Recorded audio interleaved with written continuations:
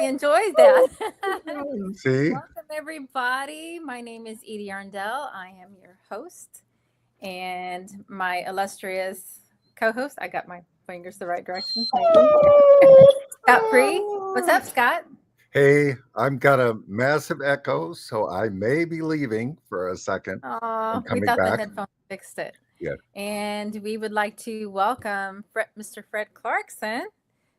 He come to us from North Carolina. He's the vice chair for the North Carolina Green Party. Welcome, Fred. How's it going? It's going well. Thank you for having me. And I may have an involuntary guest here, my dog, just to let you all know. But anyway, she may comment periodically. But yes, I think she liked the music. she did. Well, she's it's her way of saying she wants something. But yeah, so I've been part of the North Carolina Green Party since I joined the Green Party when I lived in Texas, and then I joined the North Carolina Green Party when I moved to North Carolina, closer to around 2020, because I live in Raleigh now, but when I first moved here, I lived kind of on the eastern part of the state, and a lot of, at least the party has certain areas where it's stronger, and certainly the Triangle is part of the area where it's strongest, but we're always working to expand. I think our desire and goal is to have a chapter of the Green Party in every county, and our state has 100 counties. And I think that's of the essence, to kind of get back to the grassroots politics where people are participating at the local level, and really being active and not just ceding everything to either to Raleigh or Washington or to whatever state capital you happen to live in, essentially. Yeah, like they say, all politics is local. Mm-hmm. And the more local you are, the more you can mobilize people and do things and they can see us doing them. I agree. A lot of times Green Party people don't show up in Green Party gear, which you have a great shirt on. I don't know if you yeah. We're getting ours going. We're still working on it. But we've got a vendor and everything. We're going to have new shirts very similar to yours. So we're very excited about that. And I think that's part of the task, is to actually show up, because my hope is that when you look at the last election, so many people that did not vote, had they voted Green Party, so it is, 99% of life is showing up. And I think showing up as who we are, not being afraid of being green, essentially. Oh, and just worry about today and tomorrow. Like what's past is past. Every day is a new start to do something different, to try something different. And 88 million people did not vote. Mm-hmm. That is the largest block. Eligible voters didn't vote in the last election. Mm-hmm. If they would have voted in for one person, that person would be president on the 20th. Exactly. And I think part of the issue is about how do we engage them in different ways. But I think also one of the most important things that I would say about how we engage people is how do we serve people locally in different ways.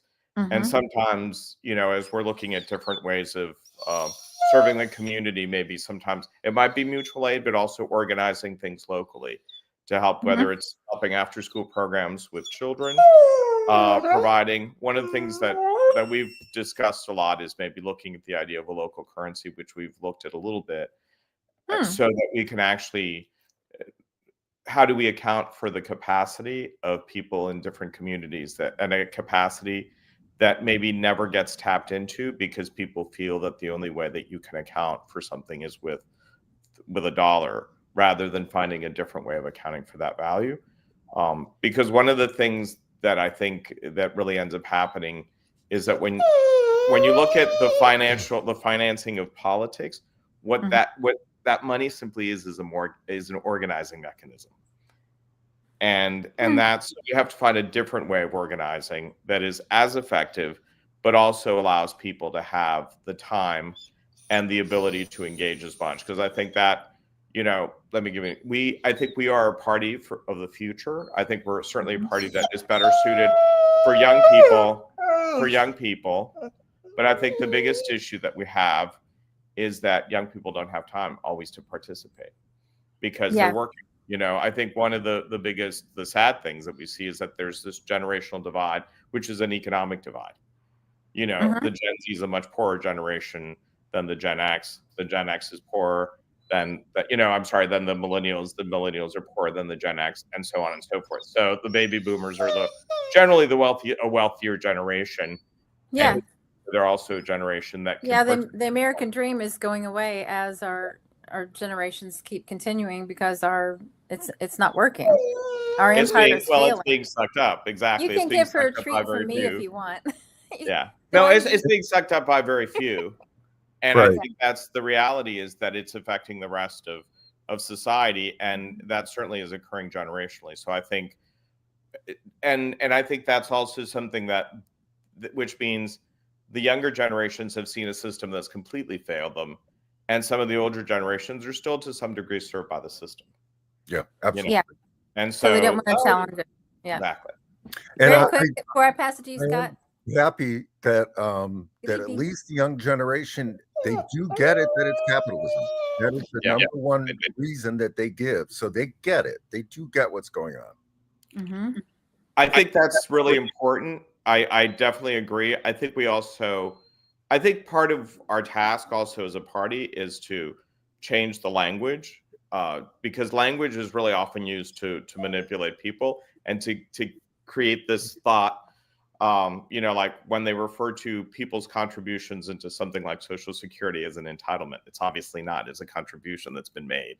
Right. So why don't we say, well, billionaires have $350 billion in entitlements. Why don't we do anything about those entitlements? Because they're really, I kind of like to own that one. But I think those are important things. I am entitled to that because, know.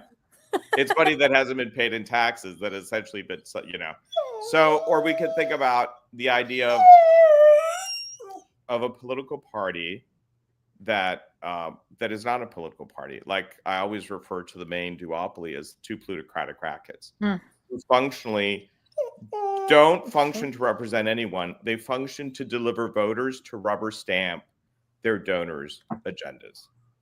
And they're essentially plutocratic rackets. Yeah, like we were talking before we came on, money raised equals winning in most people's minds, and that is not a democracy. Exactly. And that's naturalizing, and it's covered on the news. This is how much they've raised, as if that's normal. Right. So we're normalizing corruption. It's not a natural system. It's a complete corrupt system. And I think we need to begin to think about that. I think one of the biggest things that is the Green Party that we do is one of the things that people don't understand about us is that we are about raising standards of accountability. And in a system where accountability has been completely undermined, that's like an alien idea. It's an alien concept because accountability is and yet that's essential for democracy. So I think those are some of the things that we as a party need to really begin to work at. Right. And to remind people. I remember decades ago when the Democratic Party, that used to be something they talked about, was big money. And there was a time, decades ago, when they used to reject it. And I don't know if that changed it, but ever since, like you said, now they don't even speak about it. Now it's not even, it's considered normal. And they brag about it. And, they bragged about the $1 billion that they raised in Kamala's campaign. And really what that was, like you were speaking earlier, that was just a grift. That was, it was a grift for them. That's, and the folks who basically that entire industry, there's a whole industry, a fundraising industry associated with the duopoly. Right. That really, it shows you that there's no capacity. They have no capacity to stand for absolutely anything. They're just unable to. If you're raising millions and millions of dollars, it's because you're for sale. Yeah. And I think we have to really be willing to point that out. Their marketing operations, they'll talk about, we're going to talk about whatever, healthcare. We're going to talk about, but when push comes to shove, they tell the voter, you have to be realistic. They will never tell the donor that they have to be realistic. And I think that's kind of the discussion when when the reality is we've just reached a level of corruption where we have to, essentially the system is either going to fall apart on its own, or we have to begin a process of reforming it so that we have a future, not only, as quite frankly, as a species, but also as a country that participates constructively in the world. Because I think, that is something that's really important long term. And the Democrats are famous for getting really moral and talking about important issues when they're not in power. The second they get in power and they got all the, chambers of Congress, then they shut up. Then they don't say a word about it. Yeah, I mean, well, because I think they have to entertain, engage people somehow. But the reality is, I think this last election, people began to see through that, and they just stayed home. I mean, I think part of our task really is to be able to reach people, because a lot of people don't know we exist. Correct. And I think ultimately the most effective way that we can do that is really to be creating chapters at the local level. It was kind of an interesting thing that when I first moved to North Carolina, I wanted to see, well, what are the local parties available? And the reality is that it's gotten to the point where, yes, there may be some local parties at certain places, but they're mostly interested in a donation. That's it. They don't need to hear from you. Wow. They don't necessarily want to. So I think those are some of the tasks. And I joined the Green Party, and after joining the Green Party, Bernie Sanders came along. I figured, okay, we'll give the system one more chance. And it proved, and I think Bernie Sanders was a very effective way of proving to people that you definitely live in a plutocracy. If you're not for sale, the system will not give you even a chance. And I think that was something that, in some sense, Bernie Sanders was obviously very disappointing and demoralizing for a lot of people. But it was, a moment of truth where suddenly we began. Yeah, absolutely. We have a comment. Anna, that's right, Fred. Capitalism is about to destroy the entire planet and all life on it. Yeah, so we hope that the economy gets destroyed before it destroys us. It's sort of the economy as we have it now, and that was something else that I think is important. That when we think of economics, the root word is about how a household was organized. And well, I think and you can make a lot of money, killing people and selling poison and, being a health insurance company, but that doesn't mean it's a good thing. Just making money for money's sake. What value does it give to your society and your community? If it's eventually it will reach its limit. I think one of the things that happens, at least within, and it's beginning to happen at a global level, is that we have been blessed in some senses as a country because we have a currency which is the reserve currency of the world, which means the rest of the world is in some sense willing to subsidize us, give us things that we're incapable of producing anymore. Right. That is slipping away with Britain. And when that slips away, we're going to discover our standard of living. I mean, our standard of living has been dropping, and particularly for younger generations. Yeah. But I think it's going to be a precipitous drop, and suddenly people are going to realize, this is, and the reality is that should have been addressed in a effective and proactive way years and years ago. It can't be addressed now. Yeah. And it cannot be addressed by not addressing the income inequality and the system that is simply unequal. It's like Donald Trump wants to try to reshore all this, but the reality is that the people who sent all those businesses abroad are the ones who have made money from the system. Right.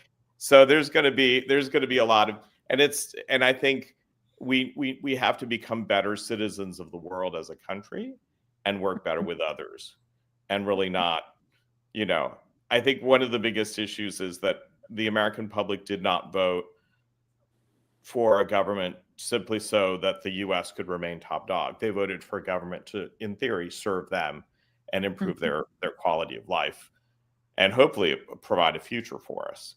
Yeah. But a lot of these politicians, or a lot of the folks, want the country to remain top dog, and so now we're creating all these problems in the world because we want to remain, which isn't going to happen. Eventually, you can't turn back the essentially the hands of time or the historical trends that we're already seeing. And I think. I think the main step that has to happen is that people need to recognize that our media is propaganda.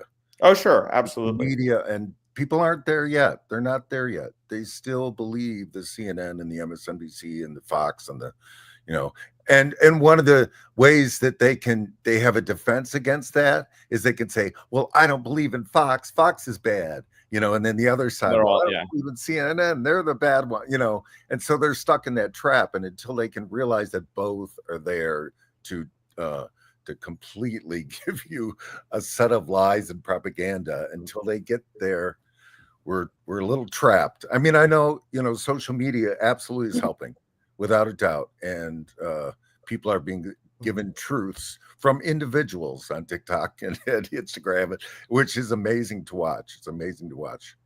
Yeah, I think that's go true. ahead. Oh, I'm sorry. I think that's absolutely true. And also, you know, I think it's also a generational thing. I think older generations have still a greater faith in the media than younger generations do. Yeah. Because, you know, I'm a Gen Xer, but I grew up when the media has always had elements of propaganda, but it did have more of a sense of serving the public when it was far more diverse. The problem is the concentration of the media in the hands of very few people. Yeah. And the fact that we don't have this vibrant, dynamic journalistic, you know, we have a vibrant journalistic tradition in the social media sphere, Yes. but the vibrant journalistic tradition that, you know, the U.S. has historically been famous for has pretty much disappeared. It's pretty we can thank Bill Clinton for that. Yeah. The Telecommunications Act of, I think it was 96, made news for sale. True. And that's why it used to be you had to provide a certain amount of content for the public good, and you know you were held accountable for that, or else you couldn't get licensed. And when he just opened that up and said it's for sale, that's when it started becoming propaganda. It went to the highest bidder. I did want to also mention, I don't remember the man's name, but I found a clip on YouTube where Wendell Potter is being interviewed on MSNBC. I thought I was going to faint. Just talking about the healthcare system and why he left his job. He was working for Cigna back in the day, and they denied this woman's, she had leukemia, whatever treatment she needed. So they delayed her long enough that she died. Yeah. And he quit, and he became a healthcare for all advocate. Whatever we call it, it just needs to be for everybody. Sure. I mean, it's healthcare, not medical, right? Not medical payment systems or something like that. I think one of the things that you were mentioning when it became, you know, for sale. Prior to that, the news departments of most networks were money-losing enterprises. They were pure public service endeavors, and they were never intended to make money. But I agree, you know, once they went to the highest bidder, they had to become more entertaining, had to get more ratings. And I think to some degree, the 24-hour news cycle also contributed to that in a way that there's only so much relevant news that takes place in a day. And I think after a while, it just became, you know, they were able to fill, and we got used to that filler, and we really, our standards in terms of what we expected from journalism fell, you know. Well, I think when it comes to foreign policy, though, they actually do the opposite. They come up with a huge line of propaganda that is completely false. I mean, just completely, utterly false. I mean, Syria is a great example. Sure. I mean, there could be a 24-hour station on Syria with all that's going on, but they're not going to give you any of it. They're not going to tell you that we have been working with ISIS and Al Qaeda to put. Yeah, they've given ISIS what they wanted. They gave them Syria. Essentially, they're going to get their caliphate. Right. Right. But that's not how it's presented on CNN. They've got a whole line. They've got a storyline. But it is, you know, it's crazy to have somebody, you know, bombing running a truck through New Orleans, and then they say they found an ISIS flag. Oh my God. And then, but wait a second, you're working with ISIS in Syria. How do those two blend? Maybe you know, maybe that, you know, yeah. I mean, it's a little bit.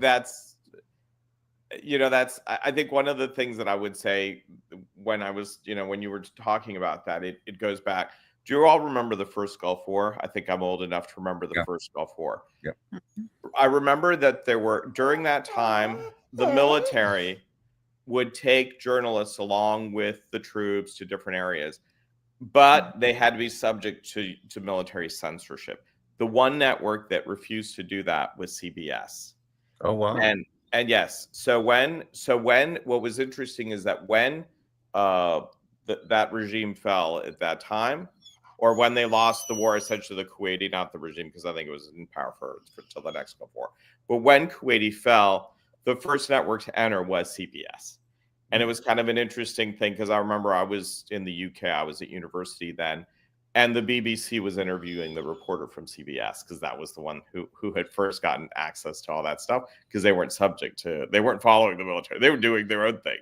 But it kind of reminds you that through that process of, okay, you can come with us, but we're going to censor you. That's the co-option that has always, and obviously this is 30 years later. So that's completely taken, to the point where anything being covered in Israel goes through Israeli censorship and everything being, so really unless obviously they're independent. But I think those are some of that whole process, and that idea that was an appropriate thing to do is now normal, and so we don't get those moments where you have famous, I'm trying to think of the fellow who it was the senator, I think it was McCarthy. He was a very famous journalist. Okay. Brought him down, but he's Murrow. Edward R. Murrow. Exactly. Oh, there you go. Edward R. Murrow. I mean, we don't have people like that anymore. No. Well, we do, but they're only on Substack. Exactly. They're on Substack, or but we don't have. But I mean, that was an individual who worked for a major at the time and was doing a public service. Well, that's one of the reasons that I admire Chris Hedges, whether you agree with him all the time or not. He went there. He didn't embed with the military. Yeah. And he was in war zones and reported on them. He worked for the New York Times. The New York Times would not let him cover what he wanted to cover, so he did it on his own time and came back and presented it. And they wouldn't. I don't know the whole story, but apparently that was not okay. So he had the journalistic integrity to leave his job, a very well-paying job, I'm sure, because this is not journalism. As a Pulitzer Prize winning journalist, absolutely. I mean, and Seymour Hersh is another example. I mean, he broke the most important story with the Nord Stream 2 bombing, the fact that it was Biden who had done that bombing.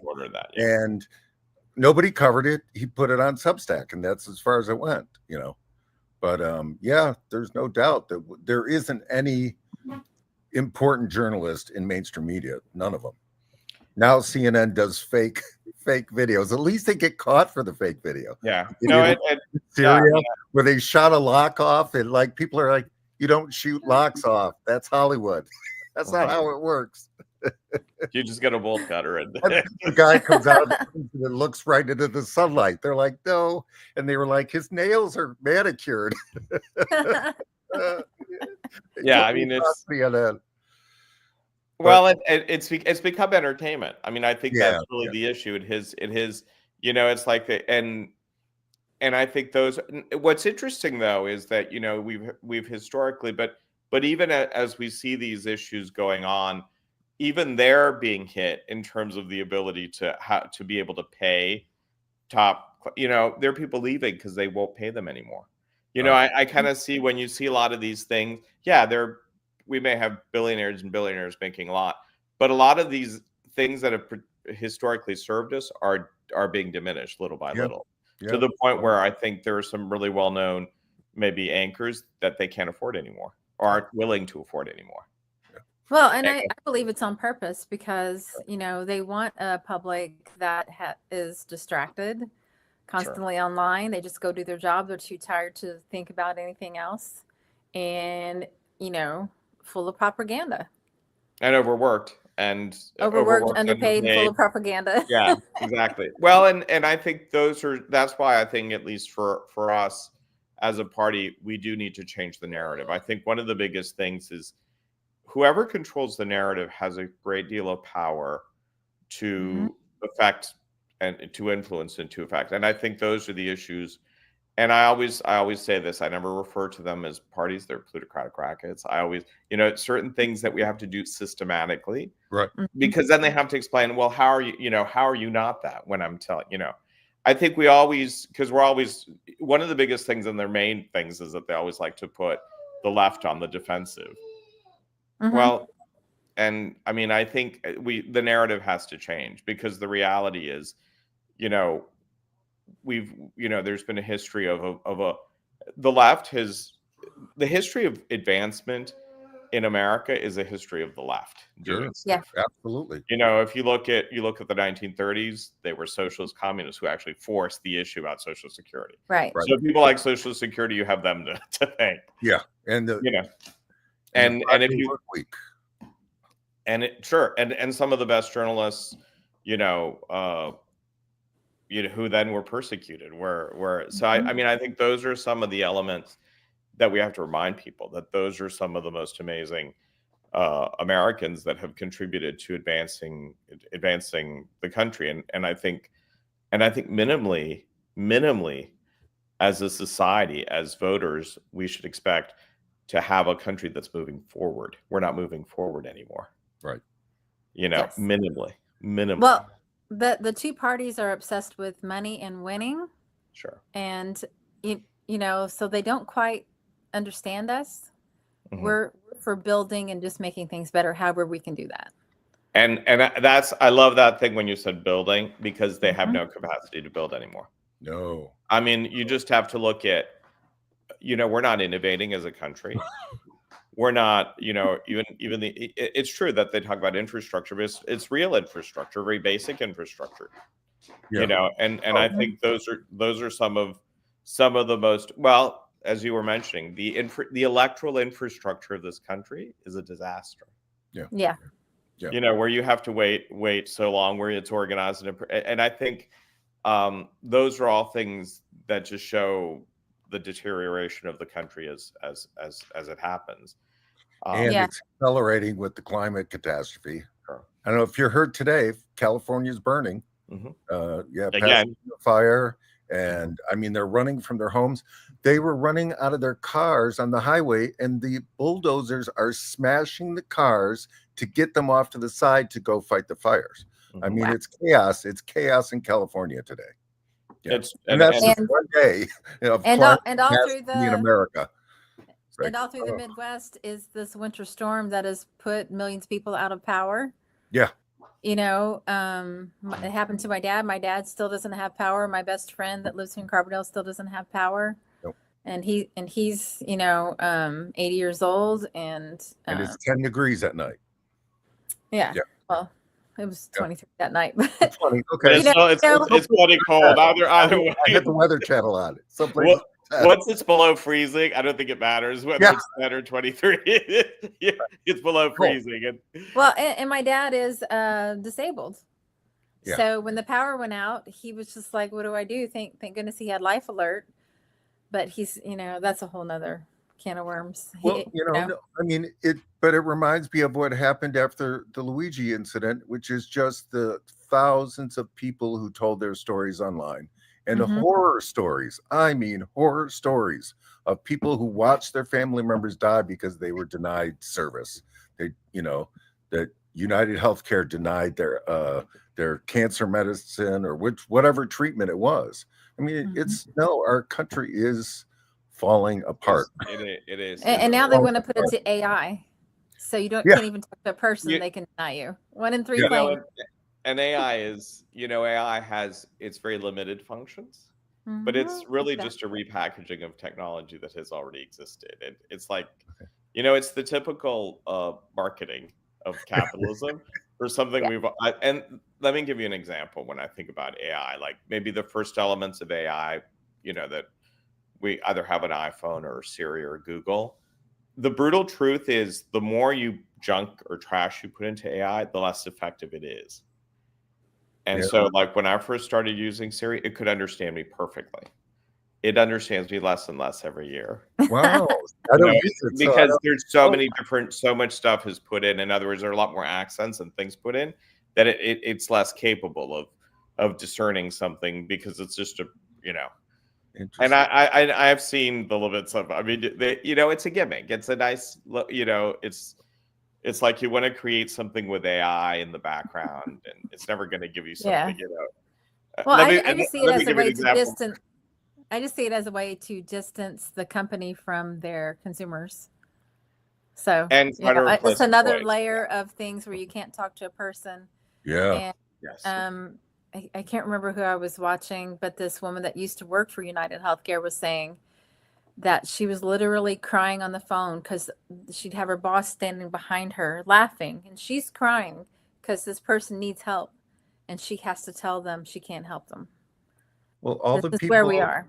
after Hurricane Helene who are calling FEMA and they get a recording. I Yeah. mean, And they are their lives are ruined and they get a recording from our government. I mean, what a yeah. slap in the face. Well, What a Well, slap and in the face. I just want to that's circle back because you wanted to talk about the importance of local economics, and you have some projects. yeah, I did want to talk about the importance of local economics. And one of the things that I'd like to talk about is that one of the things that happens locally is that we often think there are things we can't do because we're not paid for it. There's no accounting for it. And I'll give you an example. So there are a lot of capacities and talents that are lost in this country because they're not capitalistically competitive. Let me give you an example. Furniture making is done abroad because it's cheaper. So if I'm a tremendous cabinet maker, very gifted, am I going to be able to earn a living readily in this country? Very difficult. But if you do have a local currency that is, and it's not done through debt, the problem with our currency is it's fundamentally extractive because modern essentially, reserve currencies or modern fiat currencies are created through debt. That's how they're created. Okay. You know, essentially what gives the value to the US dollar is that you're willing to work to repay a debt in it. That's it. There's Okay. no other fundamental value behind it. That's the purpose of taxes, right? Exactly. That's now you're going to get into MMT, and people are going to freak out. So. But I think the biggest issue is that ultimately the value of the currency. First of all, there should be a limit to what you can issue. Yeah. Otherwise, you just devalue it, you debase it. Yeah. So we were looking at the idea of using people's life hours as the limit of what could be issued, not how long you're going to live, how long you can potentially live within a community, and then just instead of issuing them through debt, you issue the money through grants that improve your community, and then it just circulates with certain limitations. You can't lend it for interest because that's a sin, and you also cannot, and it can't be alienated from the human person. And so you don't create a system where you pit money against people, which is what we have now. Yes. You know, so if you can create a system where you account for value, but you also give communities the ability to account for their own value. That's really interesting concept. Yeah, because what we have done and what we do within capitalist system, what the system we have now, and even more so as banks become more and more concentrated, to a certain extent, you could do that a little bit more in the past where you had local community banks, because essentially banks are issuing loans, they're creating money, essentially. To a certain, there are limits. Obviously, they're regulated. There are limitations, although heaven knows what's going to happen now because they want to deregulate them. But even more. Yeah. But at least the idea was that the local community, you account for the value that's created by it, and you acknowledge the value created by someone, and you account for it as a community. Yeah. Yeah. That is something that's important because it takes away the power from the center. It takes away the power from someone else who you've ceded that authority to. And I think that's something that we have done, and we don't think about those things. We think that's a natural paradigm. We were talking about naturalizing things that are not natural. Yeah. I think we have to really realize, and I think my dad used to say this. He said, when there's this huge problem, he would always say, "Eso es una falta de imaginación," which means that's a lack of imagination. And I think a lot of our problems are simply lack of imagination, that we assume that this is the only way this can work. I don't know that that's necessarily true. I think that people know the solutions. I think the solutions are being presented constantly. They just never get any space. I agree. And to your point about, local communities, there's a lot you can do. We have a local farmers market That's excellent. And this, you know, it's only utilized a little bit. So And you know, maybe and that you could make be a way, that's a way to like barter. Like I can come bring your wood in if you get X amount of whatever you grew, your canned goods or whatever. and I Just read a good article about how food deserts weren't really a thing until we had the Walmart type supermarkets that wiped everyone out. So it's like the Walmarts actually created the food deserts because they don't want to be out there, so they don't bother, but they've destroyed everything else that used to, be there before they took over. So yeah, I see where, the importance of taking a local approach. Yeah. Do you envision doing this through any use of technology We like do. apps? The Or way we were thinking of doing, I think initially you can supplement people's incomes with a local currency. So okay, where you have limitations, you have capacities. We have a website that's been created that we're working on, and we also, we were working this in the immigrant community where we did some projects related to like during COVID. But the idea was that we do have we actually created it. We do have a nonprofit that allows some conversion so people can pay their electric bills with a local currency or certain things, but people can make a donation, which is also tax deductible because it is actually perfectly legal. okay, And the way we do it, one of the biggest things that we're doing and is that as we have a Supreme Court that is more gung ho on faith, it's a faith based system, which means you can create a faith-based system, which means you're able to do it. What are you going to say? You're practicing your faith. Where you're taking away people's. We're going to exercise our right to do it. To do that as a faith-based system. okay. And Well, I that's think interesting. I think it's important that wherever when we're given something, we need to make the best use of it that we can, because we think as they always say, if you have a lemon handed to you, make lemonade. So let's do something good with it. And I You're think quoting one of my all-time favorite shows. But that's also a but that's also a possibility. It really is important to see how Mhm. we can use. We have to be imaginative. We have to be creative. I think that's also one thing that will engage people. There's nothing more powerful than unleashing people's creativity in different ways. Mhm. And that is something that I have seen in my own life. I will. This was kind of another economic project I did as a ministry, and there was we had different people who would produce different goods, but we had that problem where we couldn't sell to other people because it didn't generate enough income for these folks. So what we wound up doing is that we basically produced goods for the churches who could pay enough to generate a decent amount, because a lot of liturgical garbs are expensive. I mean, if you go to like a chasuble, they're thousands of dollars, yeah. and they'll pay a lot of money. So we had there were some amazing people who were just so gifted, amazing sewers. There was one lady who, to this day, this woman, she was from Mexico, had a 4th grade education. You could give this woman anything, and she would reverse engineer it and reproduce it. Beautiful. Wow. Yeah. Wow. The most amazing thing. Never used a pattern. She would produce her own patterns. You just understood it. Yeah, I don't. She could do. I mean, she literally had it. She was a God-given gift, and so she produced some of the most amazing things that we were able to, because we would sell to the churches. They would commission this, commission that. Those were things we could do. But what really struck me when I saw that is that we had that limitation is that when you have a local currency and the community is willing to issue that, then you free people up to do a lot more.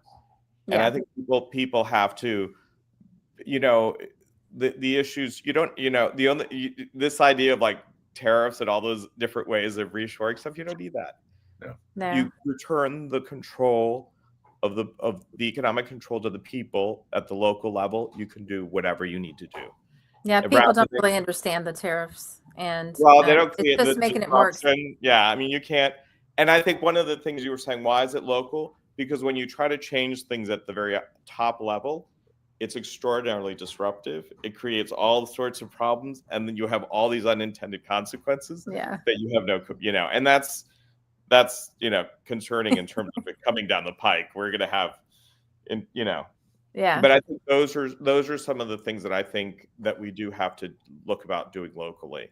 We have some comments. Mhm. I think you might know this person. Green Party Tea. Hello, everyone. Hey, And Green hey, Party Fred. Tea. North Carolina represent. All Woohoo. right, nice, nice. So Awesome. yeah, Now that's very interesting.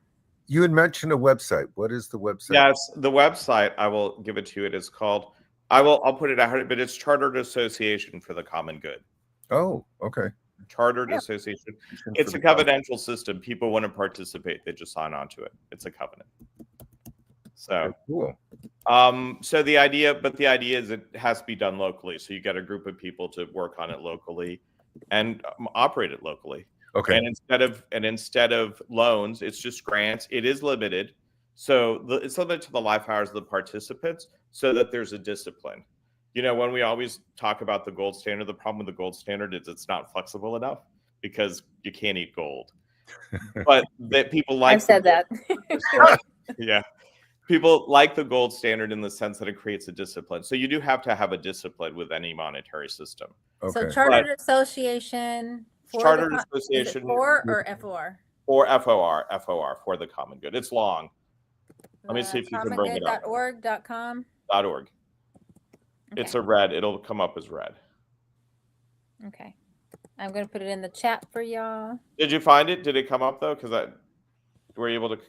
I didn't. I just took a note. I didn't try to go in. Well, I'm putting it in the chat. Hopefully, I got it right, you guys. You all. Let me see if I can pull it up, and I can maybe even put it. There we go. Did it come up? It should be red. It's like a red website. Okay. Oh, I just put the link in there. It looks like it'll work. Chartered Association for the Common Good. I don't know if you can see it. Yeah. .org. So the idea would be is to allow people to do it locally. So Great. and I think the other thing is it also has some elements that like there's no interest. You can't do certain things. You know, interest obviously is of the devil, of course. So it's Oh my but God. Yeah. but it creates It's legalized loan sharking at this point. sure I mean, it is. Yeah, I mean it's all these credit card companies sending you this. Oh, you're qualified for $2,000 at like 20% interest. I'm like, oh my God. Yes. Yeah. And they target college students. You know, they target young. It's Well, they they target all of us, but yeah. No, but I mean, they do a huge Mm-hmm. outreach to college students because they're the most vulnerable. They don't understand what they're getting involved in. And that's the instability in the economy. You know, Yeah. yes, we're a big consumer market, but a lot of it is built on debt. Right. You know, absolutely. You can have a payment strike all at once, and the banks collapse. So you know, it's like Yep. So Howie Mandel has a new game show, and wow, the name just escaped me, but it's based on how well you can fool people to win $1 million. So they've got a person up there, and they ask a question, and they pick the answer, and they're the only one that knows whether or not they got it right. But what I found interesting was what people wanted to do with the money should they win it. They still want to go into debt, and I just don't get that. The one guy understood, I'm just going to go buy a house. If you're debt free, you have power. Yeah. And the second thing was you just kept hearing these comments about how unhappy people are with the system we live in. Yeah. And I'm like, oh my God, they're there because they know. And I can't think of the name of it. It's new. I think it's on Hulu or somewhere. So yeah, it was very interesting. That's absolutely true. When you think about, we have a system that pathologizes us because it exists based on the threat of deprivation. So the reality is, yes, you have a lot of power if you have no debt. But if there's no debt, there's no money because that's how it's created. Well, I mean, personal debt. People never think of, Oh, I'll sure. just pay off my credit cards. I'll Sure. pay off my student loans. I'll pay off my home and my car. And then all that money I'm paying out is mine now. Yeah. It never occurs to people to think of that. We do have a comment. Sure. Trump will definitely win that show. Yeah. Well, he had his own show. I never was a reality TV fan. I do like a good game show though, sometimes. Yeah. And and I never watched his show, but I do remember that even back in the 80s, as I said, I'm a Gen Xer, he was always really known for being a self-promoter. So it's always about that.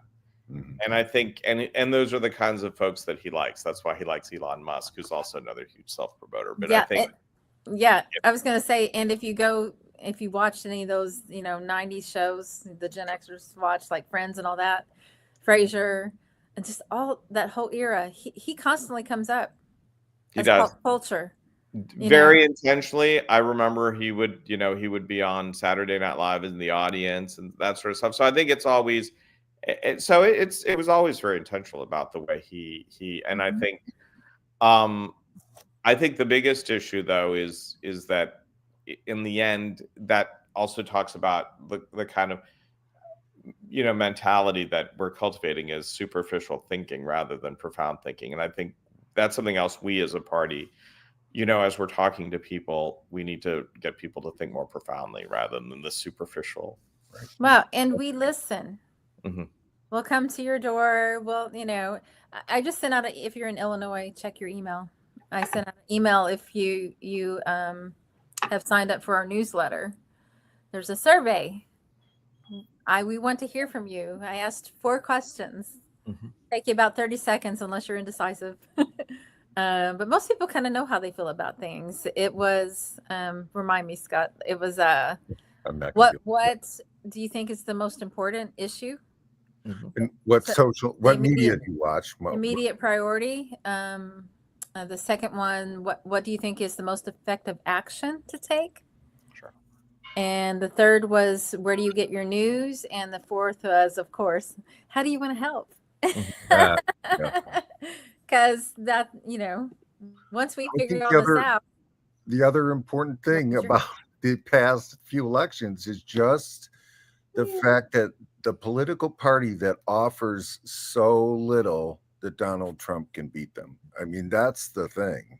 The Democrats offer zero for people. They offer nothing. So that's why people decide, well, we'll go with Trump. I mean, it's just, they got into power and they had the parliamentarian excuse of why they didn't raise it to $15 minimum wage, which is disgustingly low to begin with. Exactly. Yeah. But just the level of patheticness that the Democratic Party is, that they will not do a single thing. It's just, so that is a problem. That's why we need the Green Party. Yeah, I think that's absolutely true. I think the other thing is that one of the biggest issues, because I do know of some people who were Trump supporters. Some people voted for Trump because he's more likely to destroy the system that's failing them completely. When the Democratic Party wants to say, we're going to save, not that it's a democracy, we're going to save the system, and I think that's like you're saying, well, we're going to save we're going to save the shock treatment that's screwing you. It's like we're going to keep it going. We're going to save the system that's not working for you. Exactly, for you. That's really, your friend yeah. here And has they are diet Republicans. Why go with the diet version when you have the real? You could go with exactly. And I think in many respects, but I do know people who had not interested in Trump, but would vote for Trump because he's more likely to destroy this. And we have no idea what Trump's going to do in terms of foreign policy, in terms of the nuttiness, whether it's a lot of hot air, but but it also kind of gives you a sense of the mentality. What I will say about Trump is he's a typical capitalist. Yeah. And at the heart of a typical capitalist is the heart of someone who will take something and not give it anything. Look at what he wants about Greenland. Look what he wants to do about, it's a thief, quite frankly. The ideal capitalist is a thief. Yeah, right. And that's the reality. And people think, oh, that's, but I think eventually, people are going to say something. If the world turns against us because we create all these problems, we're going to be pretty screwed. Well, the world has robber definitely turned against us. I mean, we're gonna, not that Canada's a neoliberal issue, has its neoliberal, but it's, you were talking about your father losing power. What if there's this huge fight and Canada cuts off the power that they provide to the Northeast? It's like, so I think, this, in other words, what are we building? You know, we're being very destructive. We're attempting to seize this, do this. What are we building? Chaos. The reality is exactly none of them are capable of building anything. No. Hey, we got Joe Harrington on the call. Hey, Joe. What's happening, Joe? No, he's a real estate broker. I guess you're talking about Trump. Yeah. He cheated people for a living, and I mean, I get it. Democrats didn't do anything. It's their fault that we have Trump. He's not going to be any better, in my opinion. You know, and I think they were fine with him. They were fine with Trump. I mean, Yeah. I always say in his acceptance speech, he should have thanked the Democrats for everything they did to get him elected. They did a wonderful job of picking the worst No, candidate. I mean, they threw out democracy. There were no votes for their candidate. No, it was a shit show. It really was. And yeah, I mean, and I think it definitely was. And then of course, are they changing? No, they're completely unreformable. I mean, that's the point at which I think, you know, but I think the biggest issue is engaging those non-voters. Yeah. I mean, I think a few people will turn. Quite frankly, a lot of people will simply, you know, they're getting older, they're going to die, you know, and so. Well, it goes back to we need to create the new narrative. And this is why I don't follow the play-by-play on the Trump appointments and the Trump did this and Trump said I don't. I am not giving him free rent in my head. I'm no, sorry. and nor am I. No, nor am I. Nor am I. But I'm pointing out the reality of what people are giving. No, I think the most important thing to really think about is when we're thinking about a narrative is what are the things of value that we have as a country? What are the things that are really important to improve? I think education, we have to really educate people and really help people to begin to think critically. You know, consumer culture is very reactive. You know, we don't question. We're not taught to question. And I think we also have to really think about, you know, we're so deprived in terms of like, you know, we're working. We don't think about how is the system, how we create money is the problem that you need to change. That we also we have to give ourselves enough space to imagine things differently and find imaginative ways to create and build new systems at the local level. And we have space here. Sure, I do want to put up another comment. The Dems didn't try to do anything but raise money. Exactly. Everyone told them what was expected, and they refused it. So that's why they lost. Sure. Scott, did you have? They did raise more money than they'd raise more money than the other side. But they're in debt because they blew it too. And it was a shock to watch them not even flinch on genocide. That was shocking. That they are so controlled by Zionists that they won't even, you know, politicians lie all the time. They didn't even bother to lie. They just said, no, we're going to do what Israel wants. Point blank. And I think part of one of the fundamental things that, first of all, you know, because I taught world religions, the very equation of Zionism with Judaism is anti-Semitic. Yeah. Because Judaism is actually something that's good. Yeah. Right. It is, you know, the very fact that even if you look at the narrative, the Abrahamic narrative, Abraham and Judaism was supposed to be blessing for the world. If it's not blessing the world, it's not Judaism. Yeah. It's absolutely. And I think and the reality is that, you know, Jewish nationalism is just as bad as Christian nationalism. And people keep on saying, oh, we don't want Christian nationalism. We don't want Christian nationalism, but we don't want Jewish nationalism either, because they're both just as bad. They're both just as dangerous because religions are not nationalism. Right. You know, they're not things that are intended to be used as power. And certainly, you know, but what is ironic, it's about taking other people's land. Look, you know, we kind of had that sort of. We know that a little bit about that. We know a little bit about, and we still know about that. They still would not take someone else's land. You know, it's like. Yeah, that's how we started here, right? Yeah. Exactly, I know. Yeah, and separation of church and state is there to protect both from each other. Exactly. That's another thing that people don't quite understand. We have another comment. Oh, what's up, Joe? They were escorting the felon rapist into the White House. They never cared. Way before Gaza. Yeah. Yeah. Because You the know, leadership the of the thing is, Democratic Party is going to be just fine. and yes, that's, I get that sentiment. Always have to go back. But what about the Biden Kamala genocidists? I mean, I mean, if we're going to compare horrible, you know, I mean, Biden is at the very top of the worst people Yeah, I mean, he's planet. certainly On the planet. And I mean, I think when you look at the people responsible, he was actively responsible for people's deaths, and we might say in the previous Trump administration, he was passively responsible for certainly a few people's actively for a few millions, million people died passively because of just ineptitude. But I think if you're an agent of death, you're an agent of death. Yeah. And why are we electing agents of death and putting Right. them in power? I mean, I think that's a question we have to ask ourselves as voters, I mean, to have a U.S. president that doesn't just murder people as a regular day-to-day thing would be amazing. Yeah. It would be the most incredible thing. You're talking about normalization. We normalize murdering people of color. Absolutely. That's what we do every day. Every day this country does that. To quote William Stringfellow, who was an Episcopal theologian, he said, "At the heart of America is the idol of death." Yeah, and that's the sadness. I think we need to exercise that. Whoa. And I wish people realize that. That's another thing they don't. They actually think that the U.S. are the good guys. They really do. And again, that's the level of propaganda. And I know it's Hollywood through decades of propaganda. But I think it also depends on where you sit in the U.S. I think if you're a person of color, you probably have you might view something a little bit differently. Okay. I think I think it's where we happen to sit. If you're an immigrant, you understand the system a little bit more. But if the truth is,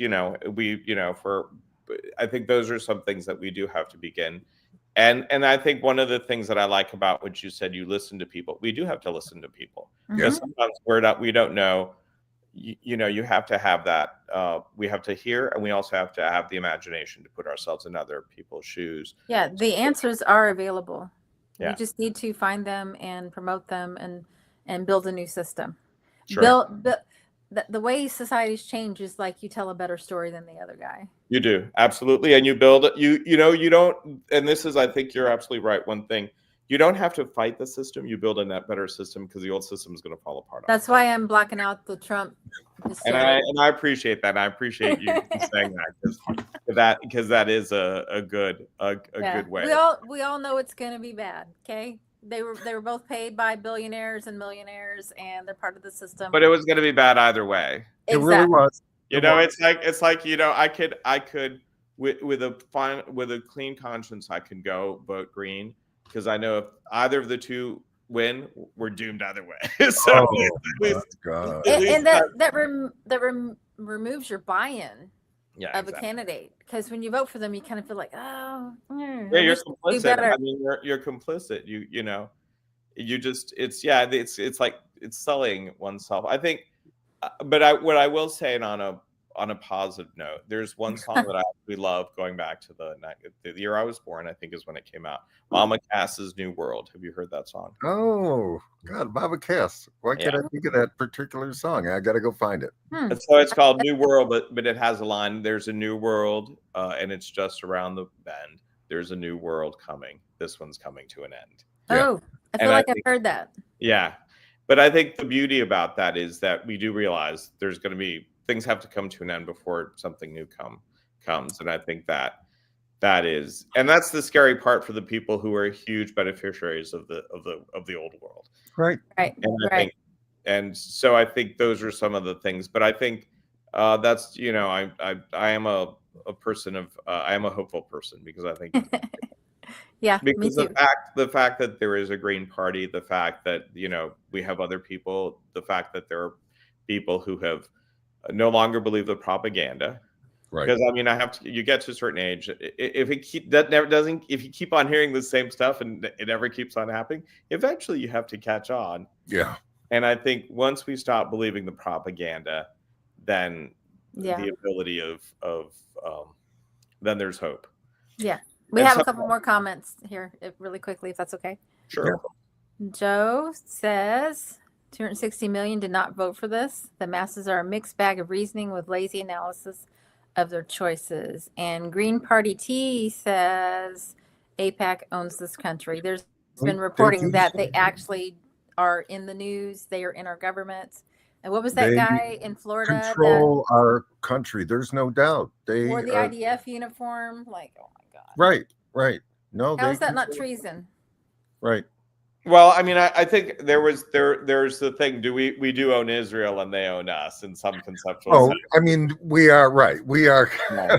Yeah. So I think in some conceptual sense, but what I always make it a point is I never identify Judaism with Israel ever. Right.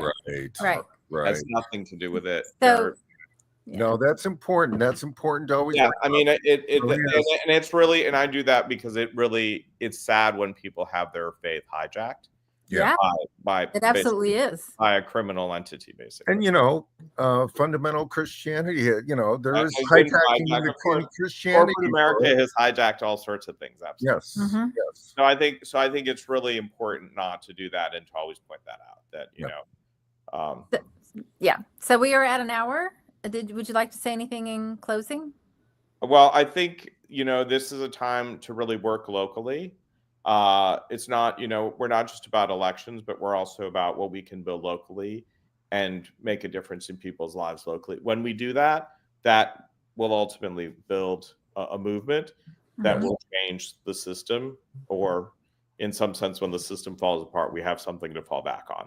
So I think that's really important that we as Greens think about how we can locally serve our communities. Yes. And that will ultimately make a difference, whether it has to do with changing the narrative, local economic ideas of working, all that makes all the difference. And I think we as Greens, if we begin to do that, we begin to cultivate something new and we plant the seeds that will flourish in the not too distant future. Yeah. Scott, did you have something closing? Oh, I think the only thing I wanted to mention is we do have actually government healthcare in the U.S. and it's called the VA healthcare system. So it already exists. So it's not like it's a new, impossible, vague idea out there. We do have government healthcare, and it used to be like the highest rated by far.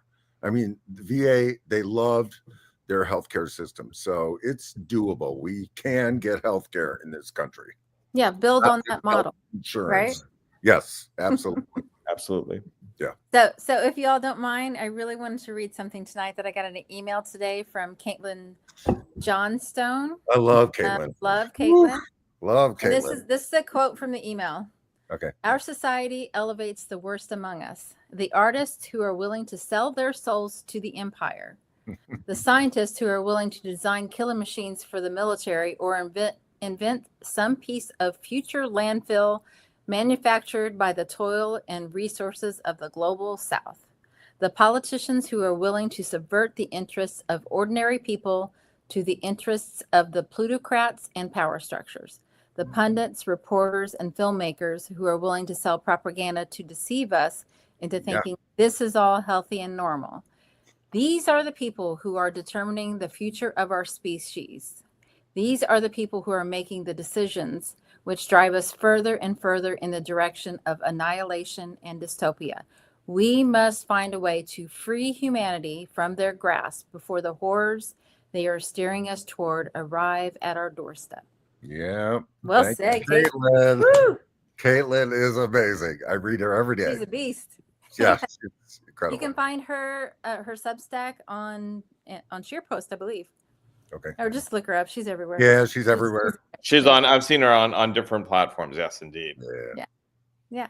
Well, thank you everyone for joining us. Great talking with you. Yeah. Thank you so much. So, Scott, do you want to try the music? I will.